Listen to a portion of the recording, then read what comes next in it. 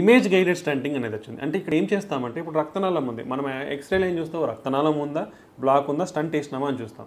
But ఇక్కడ ఏంటంటే ఈ రక్తనాళంలోకి ఒక స్పెషల్ కెమెరాను పంపిస్తున్నాం. ఐవాస్ కేథెటర్ అనేది special camera like system. So ఆ కెమెరాలో రక్తనాళం లోపలికి పంపిస్తాం. పంపించినప్పుడు ఈ గోడల చుట్టూ ఉండేది రక్తనాళం అనేది ఏంది, ఒక ట్యూబ్ లాంటిది. ట్యూబ్లో నీరు ఎట్లా పారుతుందో మన రక్తనాళంలో బ్లడ్ అనేది పారుతూ ఉంటుంది.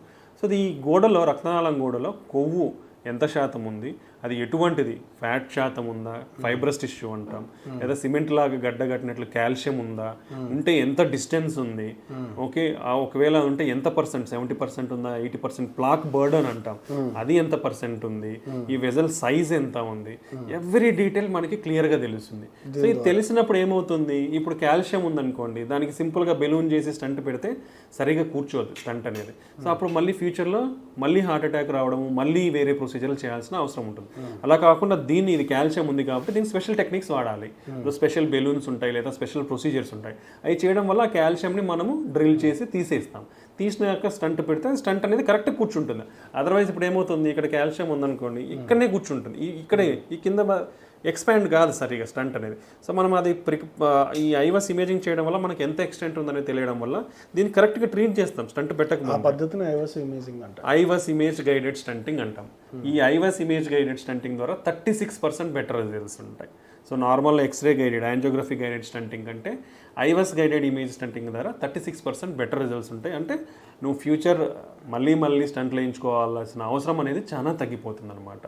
ఇంకోటి ఏంటి, ఈ ఇమేజ్ గైడెడ్ సిస్టమ్ ద్వారా ఐవాస్ ఇమేజ్ స్టంట్ పెట్టినాక మళ్ళీ కెమెరా సిస్టమ్ను పాస్ చేసి మళ్ళీ చూస్తాం. అంటే చూడొచ్చు, స్టంట్ పెట్టిన తర్వాత మళ్ళీ చూడొచ్చు.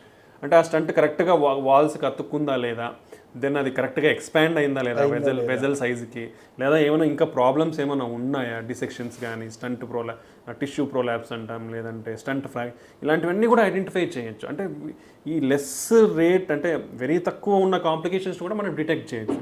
దానివల్ల మనకి కరెక్ట్గా కూర్చుందనే ఒక ఈ వాల్యూస్ ఉంటాయి. దీనికంటే పైన ఈ వాల్యూస్ ఉంటే ఫ్యూచర్ ఈవెంట్స్ అనేది చాలా తక్కువ ఉంటాయి. So we will achieve all those criteria.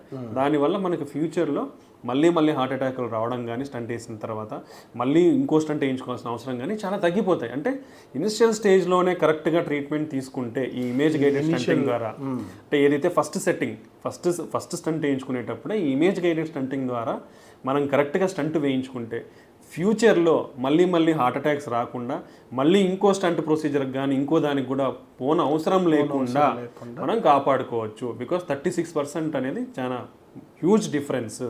So ఈ బెటర్మెంట్ రిజల్ట్స్ కోసం we are providing this image technology అనేది మనం ప్రొవైడ్ చేస్తున్నాం. ఇప్పుడు అది ఏఐ ఎనేబుల్డ్, అంటే ఆటోమేటికల్లీ డిటెక్ట్స్ ఎవ్రీథింగ్.